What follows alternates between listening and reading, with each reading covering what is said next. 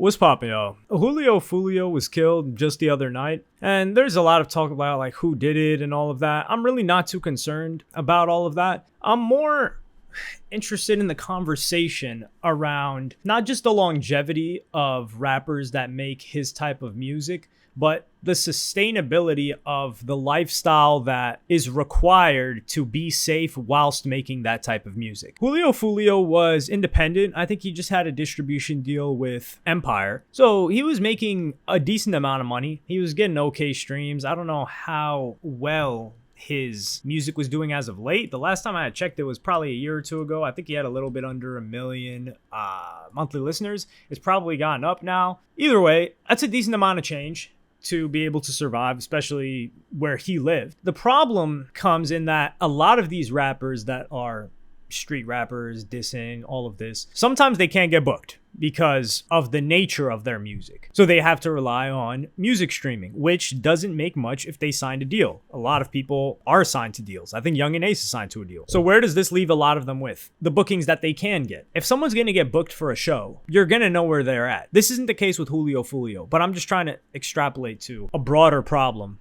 that is facing hip hop and hopefully can give some sense to at least one or two people. So you have to get booked. People need to know where you are if you get booked, right? Which includes your ops. So either you go to faraway places, or even then, they might still just show up, or someone that he doesn't like you show up. So how do you offset this? Security, bulletproof cars, high-end security places that you're staying in, hotels. This all costs a ton of money. These artists aren't getting booked for that much.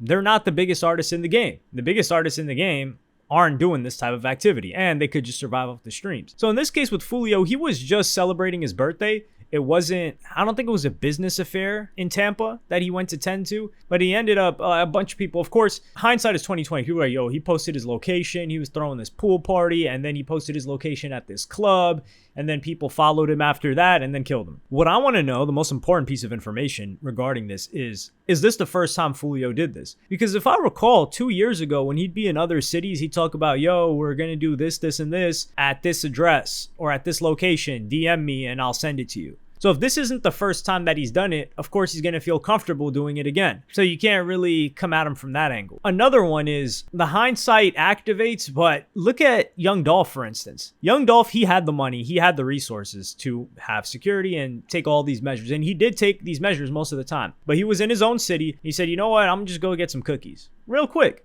He's probably not thinking, because think about it. If you're at the crib and you want to get some cookies at your favorite cookie spot, who you're friends with the owner, she knows who you are, you're cool, you're just going to drive in there, pick it up, come out, less than 10 minutes. Granted, Young Dolph had recognizable cars in his city, but let's just say you're going to do that. Are you going to call up your security guard, see if there's any availability today, wait for him to pull up, rent another car? Like, the logistical problems with that just makes it so that you can't even do it that same day, or you'd have to wait hours. Sometimes you just want to get something done right now. Or what? Oh, he's going to send somebody to go get it for him and then bring it back. I think a lot of the time, like, people like Young Dolph are like, yo, I've done this a million times. Let me just hop in, go get it, and come back. I think the same case with Fulio. The problem is people like Fulio are not making enough money to insulate themselves.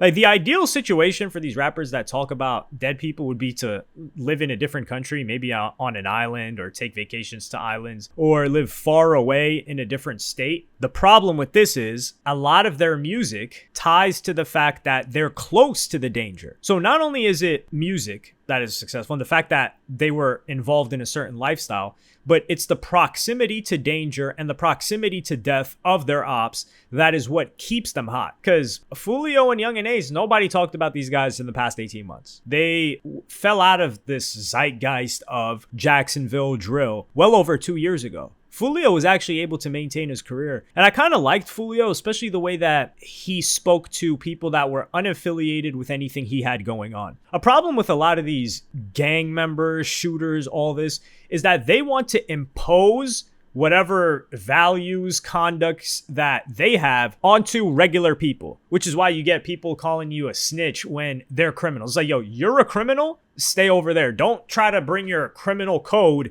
and impose it on us normal people. Like, nah, we're good off that. Stay over there. And Fulio handled it properly. Like when he would talk to Aiden Ross, and I think when he talked to academics, he would explain to people the situation that was going on, the animosity he had towards people. And he would explain to them like, hey, I know to you guys, you can enjoy this song, but if you have some sort of a relationship with me, do you see how it's disrespectful to, call out my homies that are dying, even though he was doing the same thing, but he knew the consequences of it. And when you see that, you're like, okay, this guy's actually sensible, instead of, man, why are you talking about Booga or whatever person as friends? He's like, yo, we don't give two damns about Booga. We didn't even know what his name was. We just thought it was weed or something. Like, what, you want me to stop saying the song on the rap song that's a hit that everybody else is singing? So he was understanding in that degree. It's just that there was a wave of drill music that revived since the 22G's era with Chef G and all of them, and Pop Smoke, of course, that people think it's a lot more profitable than it really is, which is kind of not. If you think about it, 22G's, he's not doing the greatest when it comes to,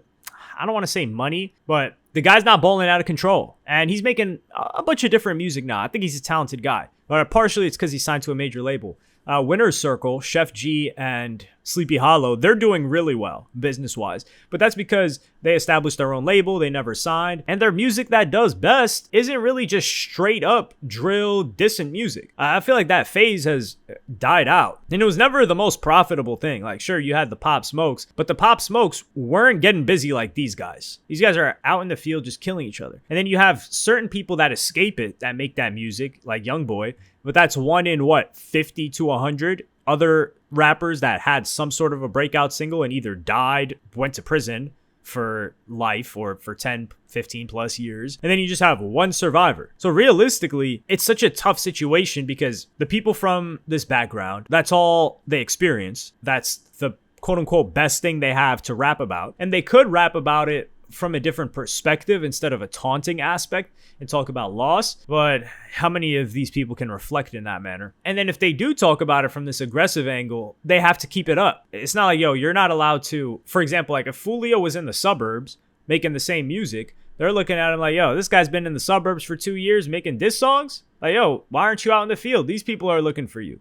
And then when he dies, it's like, damn, yo, he wasn't moving proper, which is something that keeps happening and will continue to happen. It's just the nature of fans. They don't care. You're an actor. Yeah, if you're a rapper and you're making this type of music, you need to look at yourself like you are an actor, and these people feel like they're playing an augmented reality game with you. These hardcore fans of this. They want you to get into beefs. They want you to get shot and survive. Like Fulio had his damn foot blasted off. They want you to get shot and survive and then make a song about it and diss the ops, and they're going to urge you to do things, and then they're going to message your quote unquote ops in their comment sections too. But I think the people that handle this best are the rappers that understand this and know how to not just manipulate the fans, but skate close to danger. And then once they get the opportunity to pivot, they take it all the way. But a lot of the problem is these people aren't even talented to make the type of music that isn't just straight up dissing people. Like these other guys, Spinna Benz, Fast Money Goon, who's the other?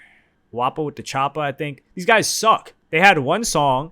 Not only was the song, I wouldn't say like carried by the sample, but it was a very recognizable sample. It was talking about dead people. It's like, okay, what else type of music do you have to drop? And I don't know if these guys are actually in jail or not. I know Queso is in jail. Yeah, they don't have the talent to hack it. And for those that do, for instance, I thought Fulio was decently talented. I think Young and Ace is pretty good. But for those that do, they keep it up and then they have to stay close to the danger because they're not making enough money to really like get out. These people aren't making millions of dollars. They're not. Rap is not paying like it once was, especially this niche rap. Like this isn't mainstream. If it was Dirk level, yeah, it's a different story. But they have to stay close to the danger. Not only is it for financial reasons because they can't really afford to get away too far, but also to keep the brand up. And once you stay around danger enough, something's going to happen. It's unfortunate, but that's the nature of this whole game. And it seems to be the case that drill is being killed by not only other people killing each other, law enforcement, and I think fans are fatigued by this type of music. We've seen a bunch of other artists blow up, not necessarily rappers. I wouldn't say they're more positive, but it's more like upbeat music that's not just about killing. There's a time limit for these kind of things. It's cyclical. Like we had the initial drill era and then it faded and we had kind of more the more happier, I guess, SoundCloud era that was more fun and upbeat. And then it came back to the drill era.